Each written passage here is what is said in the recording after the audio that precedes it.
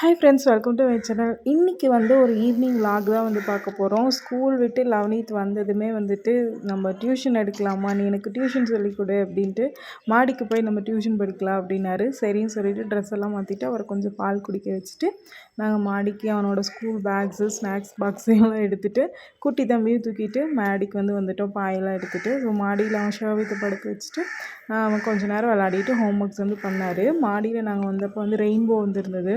So வானவில் அதெல்லாம் பார்த்துட்டு என்ஜாய் பண்ணிகிட்டு இருந்தான். லவனீத் ராஜா ராணி விளையாடலாமா அப்படின்னு சொல்லிட்டு விளாண்டுனா. ஸோ நானும் அப்படியே நடந்துட்டு இருந்தேன். சரி நீ எழுது தங்கம் அப்படின்னு. அவன் ராஜா ராணி விளாண்டது எனக்கு ரொம்ப ஆச்சரியமாக இருந்தது. ப்ளஸ் பார்த்துருக்குது இந்த மாதிரி போத்துக்குவாங்களே ப்ளஸ்ஸாத்த அது ராஜா. ஏன்னா நான் அவனுக்கு ராஜாராணி சொல்லிக் கொடுக்கல. ஸ்கூலில் அவன் ஃப்ரெண்ட்ஸோடு சேர்ந்துட்டு பழகிட்டு வந்துருந்தான். ஸோ நம்மளோட ஸ்கூல் மெமரிஸும் இருந்தது எனக்கு இது பார்க்கும்போது.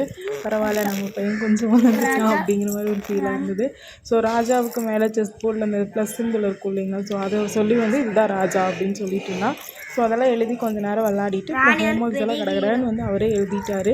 நான் சொல்லி கொடுத்த ஒன்ஸ் தான் அப்புறம் எழுதிட்டான். அவனையும் தமிழ் எழுதுறது அப்படின்னா கொஞ்சம் முடப்படுவான்.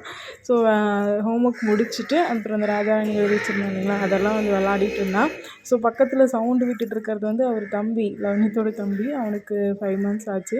ஸோ பாய் எடுத்துகிட்டு போயிருந்தனால அவனும் பாயில் படுத்துட்டு இருந்தான்.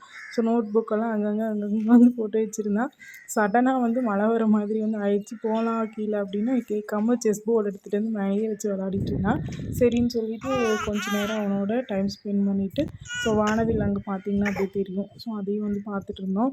கொஞ்சம் நேரம் ஆக நல்லா இருட்டாயிடுச்சு, மழை வர மாதிரி ஆயிடுச்சு. ஸோ லவனீத் கட்ட கட்ட கட்ட என் பேக்கெல்லாம் எடுத்து சீக்கிரமாக பேக் பண்ணிவிட்டு நோட் புக்ஸ் எல்லாம் எடுத்து போட்டுட்டு ஒரே ஓட்டமாக ஓடிட்டான். இது கொஞ்சம் எனக்கு டிஃப்ரெண்ட்டாக இருந்தது. டெய்லியும் வீட்டுக்குள்ளேயே ஹோம் ஒர்க் சொல்லி கொடுத்துட்டு டார்ச்சர் பண்ணிகிட்டு இருக்கிறதுக்கு மேலே மாடியில் கொஞ்சம் நேரம் சொல்லி கொடுத்துட்டு இருந்தனால அவனும் கொஞ்சம் நல்லா ரிலாக்ஸேஷனாக படிச்சுட்டு இருந்தான். குட்டி பையனும் கொஞ்சம் என்ஜாய் பண்ணான். ஸோ பேக்கெல்லாம் அவர் எடுத்துக்கிட்டாரு. நான் தம்பியும் பாயையும் எடுத்துகிட்டு நான் கீழே இறங்கி போயிட்டேன். ஸோ உங்கள் வீட்டில் நீங்களும் இந்த மாதிரி பண்ணுவீங்களான்னு சொல்லிட்டு சொல்லுங்கள். ஸோ நல்லா இருந்தது. அந்த ஈவினிங் ஸ்கையோட ஃபீல் எல்லாமே ரொம்ப நல்லா இருந்துச்சு. ஜஸ்ட் காட்டுன்னு பாருங்கள். நெக்ஸ்ட் ஒரு நல்ல விலாகோடு உங்களை மீட் பண்ணுறேன். Bye friends.